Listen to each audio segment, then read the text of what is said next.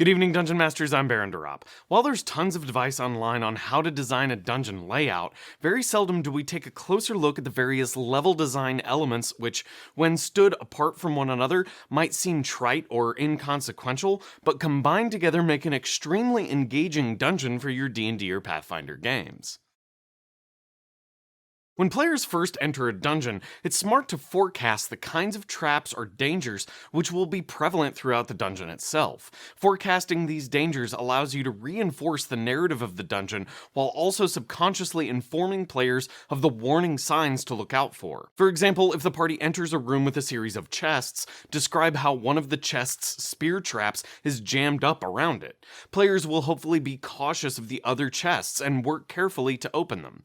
Rewarding players who manage to open the other containers with treasure or gold makes them feel smart as they find ways to evade or disable the remaining traps. Interestingly, acquiring treasure in exchange for disabling a trap is the most straightforward option, but this also works in other more abstract ways as well. If monsters know of and use secret passages to encircle the party, the players may find themselves desperately searching for how those intelligent monsters manage to get behind them. The reward for discovering an upside-down sconce lever that exposes a hidden panel door is the secret tunnel system it grants access to, which makes further exploration of the dungeon easier and safer.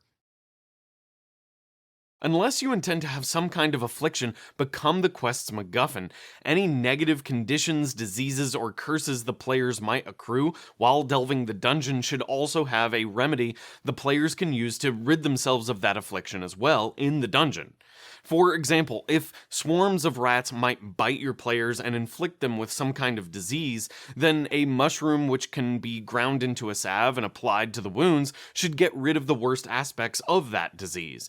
Interestingly, by providing the solutions first, or at least making your players aware of the solution's existence, you can reinforce the dungeon's contained danger.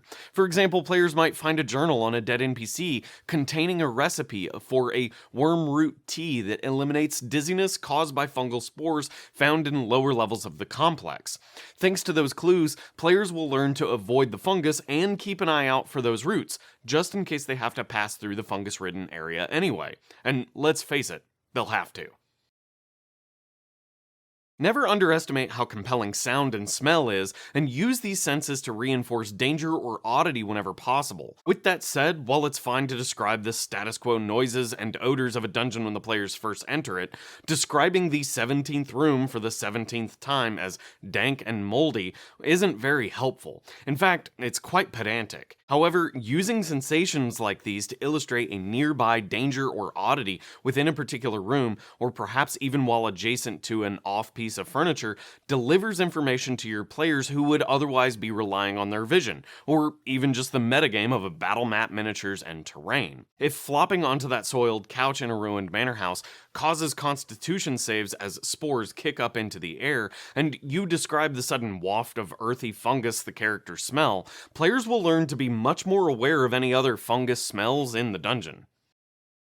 If you're having trouble thinking of evocative or bizarre smells and sounds to describe to your players, this video's sponsor, Describe, is here to help. Describe has a database filled with tons of evocative descriptions that you can use to bring your adventure design to the next level.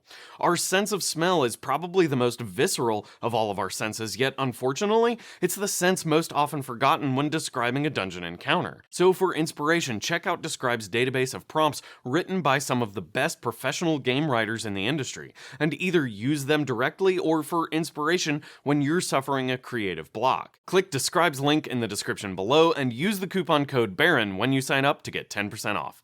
Now back to the video. Just as information might need to be given to the players to warn them of impending danger, information can also be its own reward. If the players come to a carved rock face, inscribed with a long dead language, they might use a divination spell like Comprehend Languages to translate the language script. The text might indicate where a treasure is buried or how to more easily defeat a terrible sleeping enemy lurking somewhere else in the dungeon. As an additional benefit to you as the dungeon master, players become even more invested in the game world when you reward them this way because they quickly realize how digging into colorful aspects of the game world enhances their chances of survival. Occasionally, dungeon rooms should be Well, empty. These occasionally empty rooms provide dead space for the players to make use of ritual spellcasting, resting, or some other peaceful shenanigans.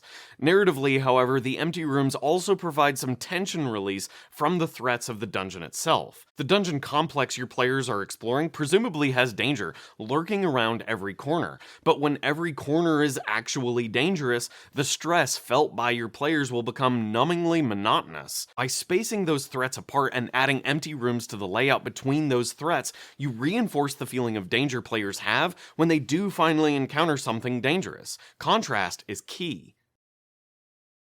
A really interesting way to control the movement of players through your dungeon is to create one-way valves which cause players to advance without an easy way to return. These one-way valves can be deployed as traps by, for example, dropping the floor out from under the party into a chute that takes them to a level below. But these valves might also be operated by the player's free will. A lever to pull a rotating bookshelf is a clear way to cut player characters off from an easy dungeon escape and force them to rely on their wits and equipment to survive in the dungeon until they find another way out. Further, these one-way valves are really great for turning the most straightforward path through a dungeon into one massive loop that reconnects near the dungeon entrance. Implementing one of these one-way valves like this creates the quintessential Skyrim backdoor. Players who discover them and figure out a way to open them in reverse will inadvertently advance through the dungeon in reverse too, and get dumped on top of the most difficult encounters and most elaborate treasure right at the beginning of the dungeon. Sure, the party might kill a demi-lich and take its treasure, but there's still likely a dozen ghouls lurking about as the party is stuck at diminished strength. Instead of thinking about your dungeon as just a collection of interconnected rooms, hopefully these level design elements will help you think about how those disparate rooms interconnect while telling a story of the dungeon itself. If you'd like to help me make more content like this in the future, please consider supporting me on Patreon or becoming a channel member. Thanks for watching, Dungeon Masters, and until next time, good night.